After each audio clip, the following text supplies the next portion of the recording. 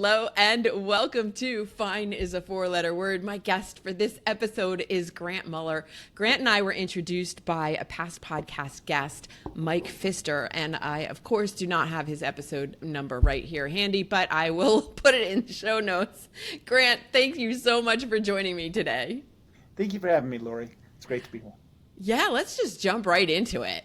And let me ask you the question that people love when I ask this question, but what were the beliefs and values that you were raised with that contributed to who you became as a young adult?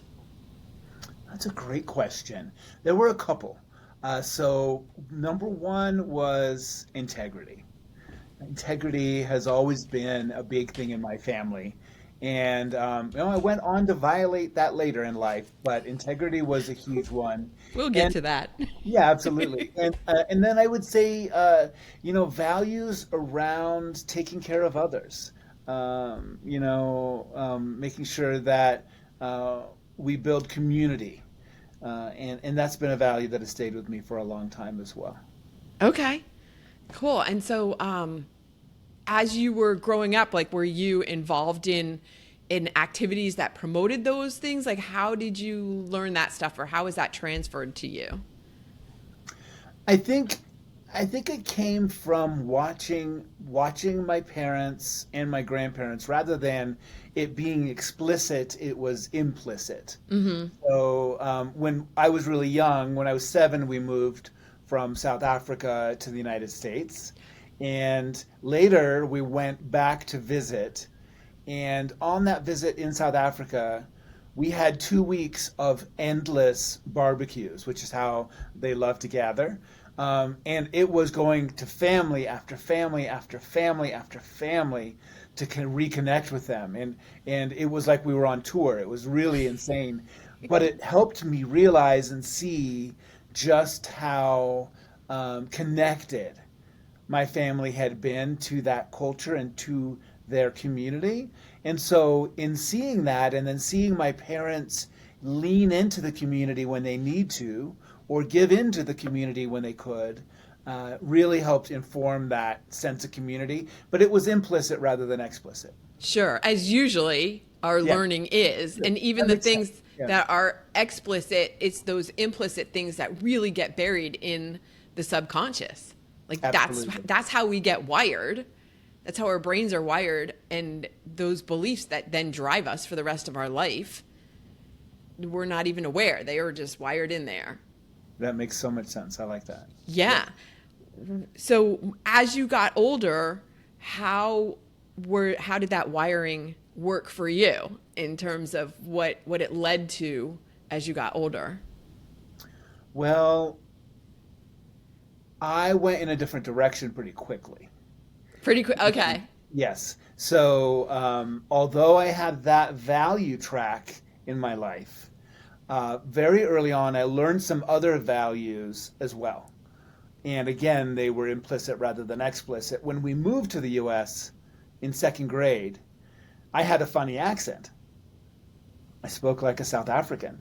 Which is a And, cool accent, but I guess not when well, you're a kid. in middle school or high school, it's cool. But in second grade, not so much. Okay. And then to make matters worse, I didn't even know what Sesame Street was. So Okay. So. one of these was not like the other. You know, it definitely was awkward. And so I was ostracized and isolated very quickly when we moved here. And so as we progressed through second grade, I learned how to tone down everything that was different about me and to accentuate everything that was the same, which was really nothing. So really I just pretended to be like the other boys and girls. And so I learned the value of pretending to be whoever you want me to be so that I'm okay. Wow. And Okay. so that value also tracked at the same time. So what that value did is it allowed me to connect to community like I had learned, but in a very, very false manner, Mm. in a very superficial manner. So I Okay. wasn't getting the real benefits of community. Yeah. I was getting just the superficial benefits and Right. some benefits like things like safety, right? Sure. Right, safety, because then you were accepted and not outcast, which from an evolutionary standpoint, if you're outcast, you are, food for the lions, right? Exactly. So I was safe as long as I could hold on to that image, and that later started to tear down.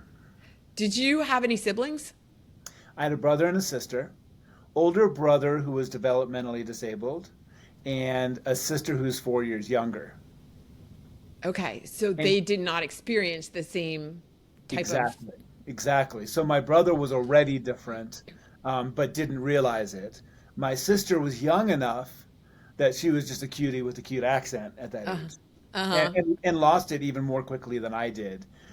Because as we're kids, we're so impressionable, we lose those accents very quickly. My parents still talk with an accent because they were adults when we moved here. Right. So my Yeah. sister was in preschool, I guess, and so she didn't have that same situation. Right, because preschoolers aren't as cruel as elementary school kids, Yeah, because yeah, they don't know any better. Everybody loves everybody in preschool. exactly. What a great place Yes, could we all go back and live there, right? with nap times. Yes, nap times for sure, and snacks. Exactly. Yeah. All right, so then tell me more about what happened when because you started running with like, if you want to label things right and wrong, but a crowd that wasn't necessarily for your best interest. So as we moved into middle school, uh, my friends, the few friends I managed to hold on to, those friends started getting really interested in sports and really interested in girls. And I wasn't interested in either one. And I was actually hiding from a pretty shameful secret, or what felt shameful at the time. And that was that I had a crush on my best friend. Oh, And this was a time in the late 80s when there was lots of people in the media, and unfortunately again now, saying that we are an abomination if we have same-sex love or attraction. And so it was, so I hid that secret not just from my best friend and my other friends, but I hid it from myself. And I learned how to squash those feelings and deny those feelings, just like I pretended to be someone I wasn't before. It continued on again for my perception of survival. I held that secret even from myself. And right about that time, I discovered alcohol. And from that very first drink, everything for the first time in my life felt like it was okay. And for the first time in my life, I felt like I was okay. And so yeah. it was an immediate love affair. How old were you? I was in middle school, Okay. and So like so 12, 13, 14. yeah, exactly. Yeah, I was probably 13. Yeah. So yeah, I learned to drink, but I also learned very quickly that my friend would drink, get a little buzz, or get drunk, and then stop. I would drink even at that age until I was blacking out. Wow. So there was something different. I noticed that he stopped drinking at some point, and I couldn't. I didn't. Once I started, there was no stopping until my body physically shut me down. And so it wasn't the wrong crowd necessarily. He was just a friend who was experimenting like some friends experiment. Right. Unfortunately, I had a part of me that was addiction that I believe I was born with, Yeah. and that I believe was then nurtured by that trauma of pretending to be someone I wasn't. Absolutely. That makes perfect sense. Is there alcoholism in your family? There's not. None that I Okay. know of. Yeah. No addiction that I know of in my family. And that is a big risk factor, but it wasn't a risk factor that I know of that contributed to this. Now, my mom was adopted, so you never know what's on the other side of the family. But often what I've learned is, although there's supposedly quote unquote a gene, it tends to be more of a nurture thing. So it tends to be more about the behaviors that get Yeah. inherited, not the actual gene or something. So it's Yeah, interesting. I want to hear more about your story because you have a really, I don't know if dramatic is the right word, but you have a really interesting story, especially the the comeback part of it. which I want to get into. And then the other idea or concept I'd like to touch on is coming back to the community, that addiction is a what's the word I'm looking for? Like it's not caused by, but it's an issue Co-occurs with a feeling of lack of community or lack of belonging. Yes, yes, and on top of that, when I was an addict, as an addict, my addiction wants to separate me, and so I learned very quickly that as I was drinking with my friend, he didn't drink the same as me. So I had to find new friends who did drink the same as me. Mm-hmm. And then I worked through those friends, and then it was ultimately me drinking alone. I remember drinking. I had first period driver's ed in freshman year of high school, and I remember drinking before first period in the morning. Oh my God! By myself, and then going to driver's ed and driving with students in the car on the mountains, drunk. So it was, but it was a very isolated, very separated thing, because my friends didn't want to drink with me anymore. Uh-huh. Another example, I remember going to and this is I've written about this, going to a party once and finishing an entire bottle of Southern Comfort in the car with my friend, and the door, you open the door and I literally just roll into the gutter, very literally, and pass out and don't go into the party. And I believe it was my way of hiding from going to the party. Mm. And it was my way to excuse myself from the party. But it was bad. It was not fun high school drinking. Not that I condone fun high school drinking. Right, but I'm pretty sure that most of my listeners have been like, that's part of our high school memories. Exactly. Because it seems like for a lot of people, it's kind of one of those rites of passage, and for a lot of people, it doesn't turn into an addiction. It's something you do when you're in high school and college, and you have a bunch of crazy stories, and that's it. Yeah. And then there are people like you who that's not the story. And then somehow, as you can imagine, that person in high school, somehow I managed to mostly shield it from authority figures and get away with it. I was very smart about how I did it, and mostly shielded it. There were a couple of times I was caught, but then it was very much, oh, I'm so sorry, and it was a big mistake, and what a silly little teen thing I did. Yeah.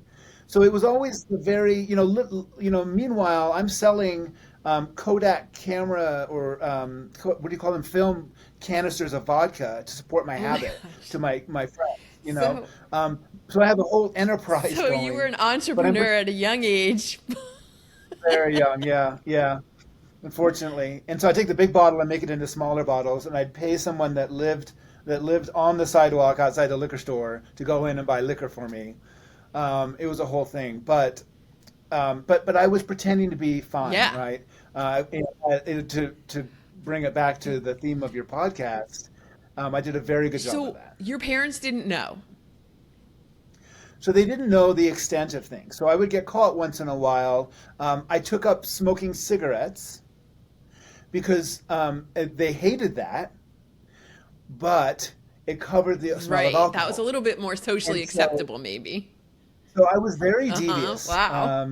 Very devious like that. And most addicts are. We're very good at hiding from the truth, from ourselves and from others. And that's really what addiction is hiding from who we really are, hiding from our values, violating our own values, etc. So somehow I made it through high school. A very average student, but I made it through high school, and there are a few parts of my story along the way. But ultimately, what happened is I found work and money as a new addiction. Mm. And workaholism has much more fun side effects than alcoholism. Right. So I would work 14, 16 hours a day, and I was kind of a dry drunk. I stopped drinking, and I just applied all of that to working. and ended up at an internet startup where this is in the late 90s. And we went public. We all got rich. Ferraris and Porsches started showing up in the Mm. parking lot. And I remember sitting, though, in my condo overlooking downtown Denver and thinking the day after we went public, I was a millionaire. I was not even, I was in my mid 20s. And I thought, is this it? Mm. Like, is this, it didn't make me feel better about who I was. Yeah. And it wasn't helping me hide from who I was like alcohol was. And I started drinking again. And yeah, the story goes from there, depending on how far you want to Yeah, go. well, But I want to get to the part that you told me in our pre-show conversation about yeah, the downfall and then where you ended up living because you're living in this beautiful condo overlooking Denver yeah, and and gorgeous. then you're living in a place with no windows. So Okay. Okay, well, I'll take you there in a couple of minutes.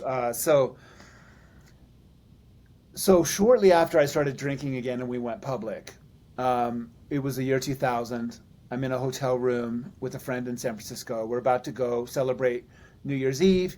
We're pre-gaming, Mhm. drinking in the room. He puts a line of cocaine on the coffee table. Mm. I've never done drugs before, but I think, what the heck? I'm a little drunk, and I was in love Oh immediately. geez. Upon the return, I started buying my own coke. I was using daily within the week. Within the Wow. week, it was like alcohol. It just answered all my questions. And what cocaine does is it allows you to drink longer because it brings you up. And so that mechanism in your body that shuts you down from drinking too much doesn't turn on. So you can drink and drink and drink and drink and drink without passing out. So it was just always more coke, more alcohol, more coke, more Wow. alcohol. And within 6 months, I was fired from that job. But no big deal. I'm 28 years old. I'm a millionaire. I'm going to call it retirement. So I retired early and I just kept partying. And at this time, I was spending about $30,000 a month on cocaine and traveling and quote unquote friends that were around. When you party like that, you have a lot of Sure. friends. And one day, one of my checks bounced. And all it meant was I just needed to call and exercise more shares. Because when you party like that, you're not balancing your No, checkbook. right. No time for that. No time for that. And so I called to exercise more shares, and they said, "Sorry, you have no shares. We don't see shares in this account." I said, "You've got to be wrong. There are about 16,000 shares there." And they said, "No, no, you had 90 days to exercise your shares after leaving the company. You failed to do that, so you forfeited your shares." What? And so I lost everything in a moment, about $1.2 million in that Oh my God. instant. And if you had just exercised those shares within the 90 days, you would have had that money? Yeah. Yes. Now, the universe is a funny Yes. thing because if I had exercised those shares, they did plummet like 6 months later and have never returned. So whether that money would have ever been mine or not, it was all paper money. Where, Anyway, and by the way, I also believe if I had exercised those shares and had that and sold the stock and had the cash, I would not be I was alive. just going to say that exact thing. That's where I thought you were going when you said the universe, you know, how the universe works. That's what I was going to, that's where I was thinking. I would not be Hmm. alive. I used to do lines of cocaine, and I'm not trying to glorify this, but this big. And I used to think, I hope this one kills me. Wow. Please let this one kill me. And often I would do it and drop to my knees. It would be, and so I can only imagine. And the thing with having that much money, and this is what you see in celebrity culture, is you can pretend that you are Mm. fine. Oh, family, my bills are paid. Leave Yeah. me alone. I got Right? this. Yeah. Neighbors, sorry about the noisy party. Here's $1,000. Leave me alone. You can do these things that you can just kind of solve these problems that come Hmm. up. I drove, I had a really, really high level DUI attorney. I got a DUI and and I'm surprised I only got one, and I'm so grateful I never hurt anyone. I'm not proud of this. But on the way to court with him, he called me and said, "Oh, do you mind picking me up?" And I thought, "Oh gosh," because I was so Mm. drunk, On your way to court so for a drunk. DUI, In you're case I was, drunk. in case I was going to go to jail, I thought I might as Oh, well ease it. jeez. So I pick up my DUI attorney drunk, and because of privilege and money and disgusting things, I got away with it. So there was that really negative side effect of Mm-hmm. money and access. So I'm really glad that I lost that money. And so I hung up the phone and I looked around the room and said, "You guys, something has to change here.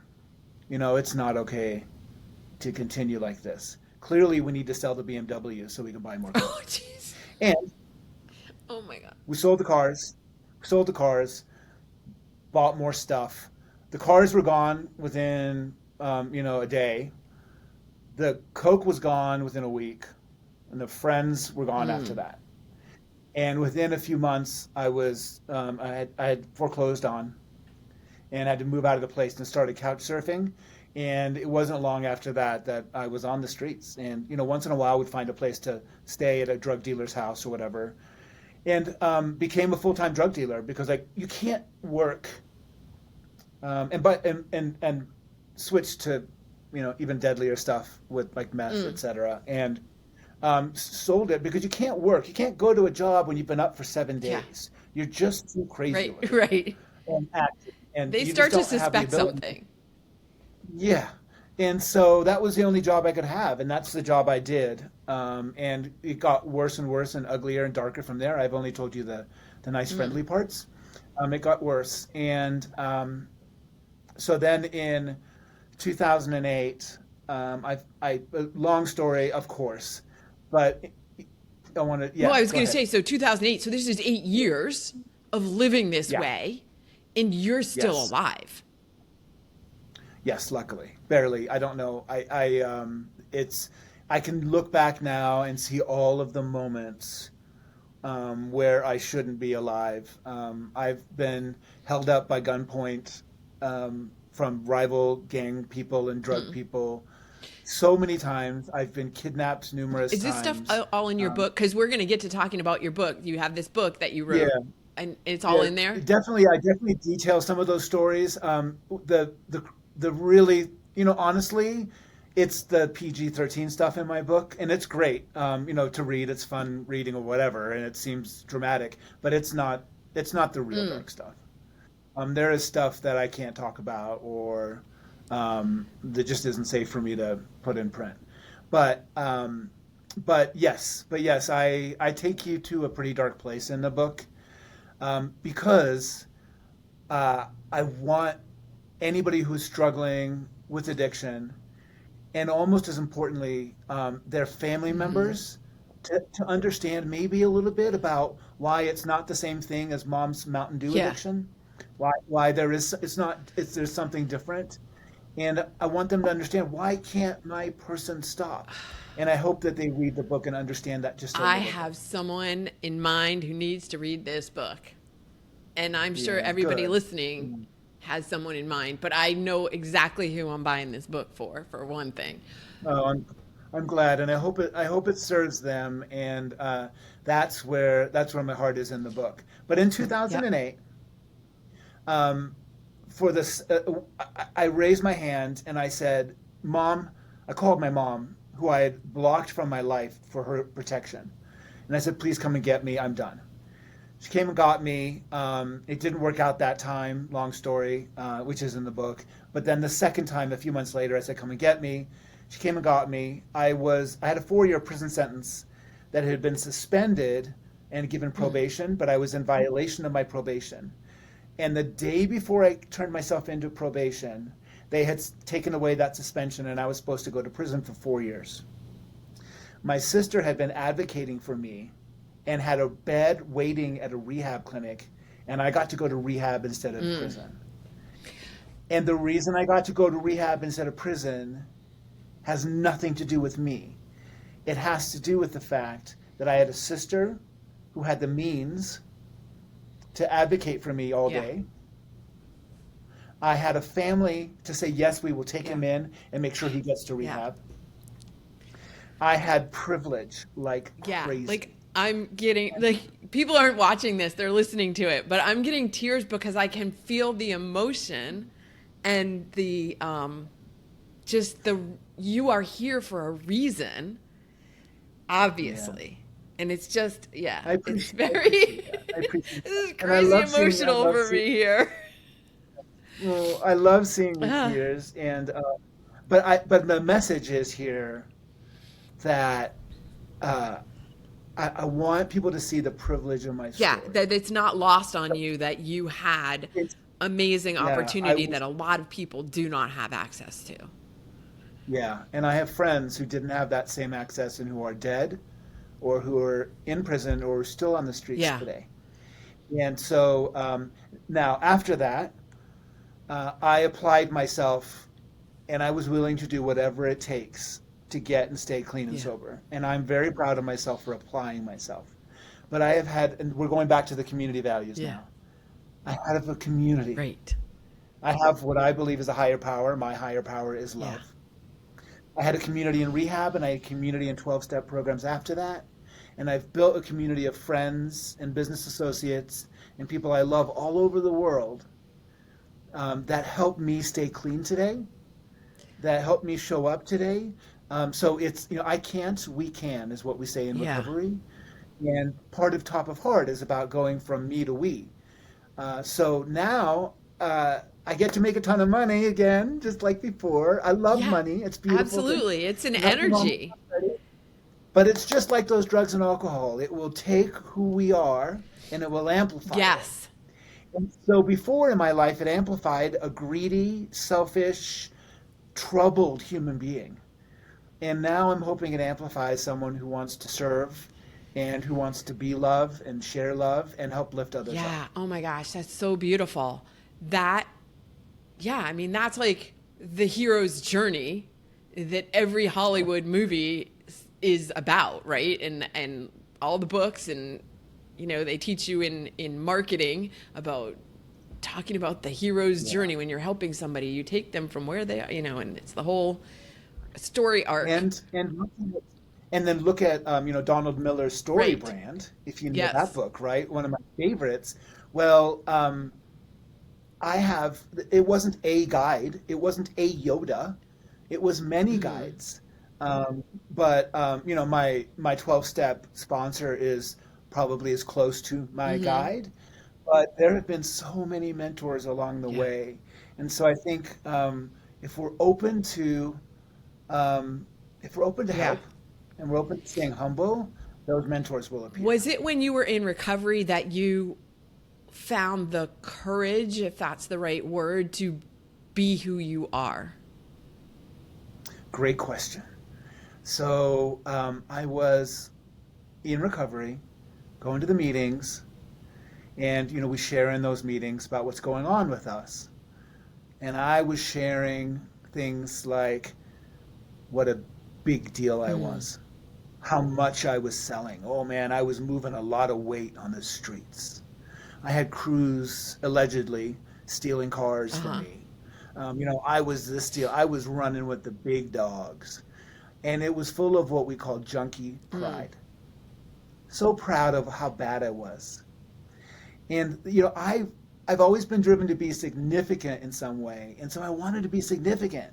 I wanted to be the worst guy on the streets and I wanted to be the biggest deal in recovery. But I wasn't getting anywhere. And my sponsor pulled me aside at one point and said, "Yo, you're not going to make it if you don't get real here." And I kept going the way I was. But then one day, I realized I had a night where I almost used. And I went into the meeting the next day and I shared how I really felt and what was really going on with me. And I was blubbering, tears. And instead of people being disgusted or turned off, they were all nodding their heads like, yeah, we get Yeah. it. You're in the right Yeah. place, man. Thanks for finally Like, you've showing earned your up, right? Yeah, you've earned your seat. Thanks for showing up. And so I learned for the first time in my life to get real. And it was necessary. The only reason I got real is I had to save my Yeah. life. There was no choice. And when you did that, you were accepted more than ever before. Is that what it sounds like that's what, I don't want to put words in your mouth, but it sounds like that's what happened. No, absolutely. I found a community where I belonged. And most important, I finally, like for the first time in my life at 28, I belonged with myself. And so that belonging saved my life. And they loved me until I could love myself. Yeah, that's a fantastic phrase or thing to happen. Like I had a mentor one time who said something similar in terms of believing in me, but until I could believe in myself. And that was in terms of my business, but I think it applies everywhere. Yes. And we need that in business. We need that in Yeah. business too. So I love that. Yeah, it was beautiful. Now, real quick, so I've taken you all the way there. How important that was in my life. During the day, I'm working at the front desk of a real estate office that I always wanted to be a realtor. Finally get my license, and I'm getting real finally in Yeah. these meetings, right? Then the next day, I show up at a sales meeting, and they teach us how to make a phone call based on a script. And we're supposed to pretend like we're interested in the person and follow a formula. And then at the end, we're supposed to say, oh, by the way, who do you know that needs to buy a house in the next 3 to 6 months? So they were teaching me that to make it in real estate, I have to stop being who I really am and fake it. And I wanted to throw up. I mean, I was, first of all, I was unemployable. So this had to work. No one would hire me at that point. And so I had to make it. And I thought, do I have to pretend to be someone I'm not to make it in this business? And long story short, to cut to the chase, what I found out is instead of doing that, I went the real way and showed up as I really am and improved who I really am. And my business absolutely exploded beyond all of those people who were trying to teach that fake junk. There's a lesson there for any entrepreneur. Not just in real estate, but showing up as who you are is what attracts people to you. It's the opposite of, so many people like who you were, thinking that I have to be somebody else so that people will like me. Yes. And it's when you are truly who you are. And everybody talks about authenticity and being real, but they don't get what it really means. Yeah. Yeah, it's, I call it the big A word because it's just everywhere. But I had to get real to save my life. So, and that took a lot of work. And in the book, we talk about a top of heart is mindset, skill set, heart set.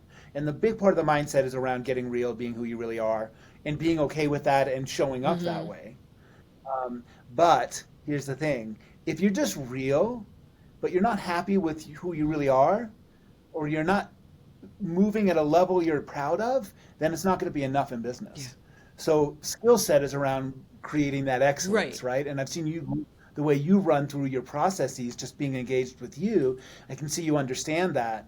And then heart set is all around, okay, great, I'm great, I do great stuff, I know who I am, I'm being real, but now how does it go from me to we? And when we bring the we in and we have simpatico in our business and we run from a heart-centered way, then yes, you're right. That rocket ship takes off. It's so fun to watch. Yeah. When it's about really being of service to others and the money comes because of that, but it's not, I'm just going to pursue the money. Yeah. And by the way, and again, right, I love prosperity. I believe that we can do beautiful things with money. But if it's the only thing we're after, which is just like the score, right? If the basketball player only cares about the score, they'll never get better. Right. They'll never be a champion. Right. Champions have a different heart. Yeah. And I love that you just mentioned about loving money, because money is energy. And when you have, the more money you have, the more people you can help. Yes. And a lot of people don't see it that way. Because, again, they've been trained since birth to have the belief that money is evil, or if you have money, you got it in some illicit way, or it's not a good thing, or whatever negative beliefs people have around money. The truth is, money is energy. It's not good or bad. It's whatever you assign to it. And you can do a ton of great things when you have money. Absolutely. Yeah, not just for yourself, but for the world. Yeah, absolutely. Yeah, I want to go back quickly to, because earlier in this episode, I mentioned that you went from living in the condo with the amazing view in Denver to a place that didn't have any windows. So just quickly, where were you living that didn't have any windows when you started working, ironically, in real estate? So I was living in a storage unit I had like a janitor, so it wasn't like, the tiniest. It was a It was a bigger storage luxury unit. storage unit. It was a, I mean, it had a shower, and by shower I mean a mop, like janitorial sink, you know? So I'd have to take a bath with cold water and this hose with one hand and just Oh kind my of, gosh. splash myself. And it's kind of funny. I was wearing all Goodwill clothes to the office. This is in Boulder, but this dude who was my size had given all this fancy like clothing, like with French cuffs and cufflinks, to Goodwill. So I was dressing like $1 million, which didn't fit in Boulder. I was super dressy, but it's what I had to Uh-huh. wear. And so, yeah, it's funny because when we think about those times of struggle, I look back at that time and I was so desperate to get to where I am Mm. now. But I look back now and realize, oh gosh, those were the good days. I loved it. It was so cool, driving in my really, really, really crappy car from the storage unit to the front desk job for $9 an hour, listening to Anthony Uh-huh. Robbins what a great time, Yes, right? yes. And so you just mentioned Anthony Robbins. What else, what other tools or techniques or things did you use to help rewire your brain? So a lot of reading. I am a huge fan. My favorite book in the world is The Mm. Go-Giver by Bob Yes. Berg and John Oh my David gosh, Bob is Mann. such a cool guy. I know him personally and Bob he's is awesome. cool. Yeah, it's amazing. He's become a huge mentor and friend of mine. He actually wrote the foreword for my book. So if you're in sales, you need to read The Go-Giver Yes. Sells More, because that's my favorite in the series. Mine is so highlighted that the highlighter didn't make sense because everything's highlighted. It's so good. So that's been a big one. And people like Brendan Mm-hmm. Burchard, anybody who has a positive influence. I'm not a huge guru follower, if you will.